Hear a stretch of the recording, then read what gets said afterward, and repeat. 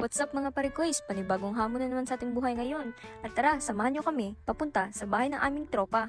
At nakarating na nga kami dito sa bangkal ng Davao City. Ug sa walay pagduha-duha kay baga man tag mga naong, tara, manulod na ta. Actually, nagsamok-samok ra jud mi diring balaya ba tan-awa ra gud ako amiga namilo pa sa sinina siyang anak.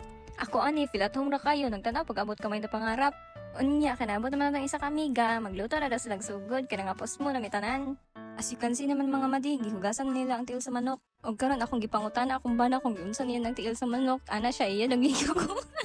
So bitaw seryoso ta mga madino, magluto din ni sila og sisig, adobong tiil sa manok, crispy isaw, chicken skin, og nachos na puros pampalong leaf. Kana bitaw mga pagkaon nga makaingon jud ka nga dili na ko kay sakit akong tangkugo.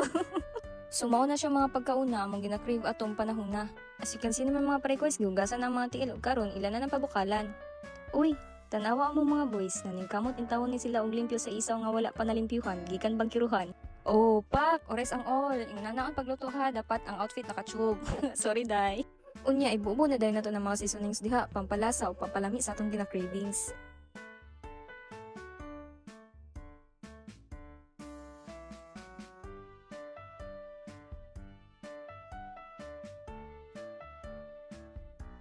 Tanawan ninyo mga madig, paspasan na jud ni diring dapita baka murag gipanggutom na jud ni mga ragwaya. Ug kaning higayon na pero tuay na jud ni siya kana namang itlog ibutang diha ah. Unya gimikos-mikos na din niya, taw-taw na ni hukaran na. Opak, kabtik ba, hapit na gina mahurot oh.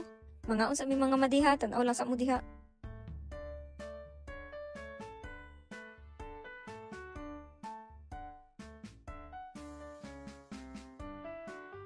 Unya na nga busog naman ug dagan pa man nabilin sudan, matik ato na nang ipulutan.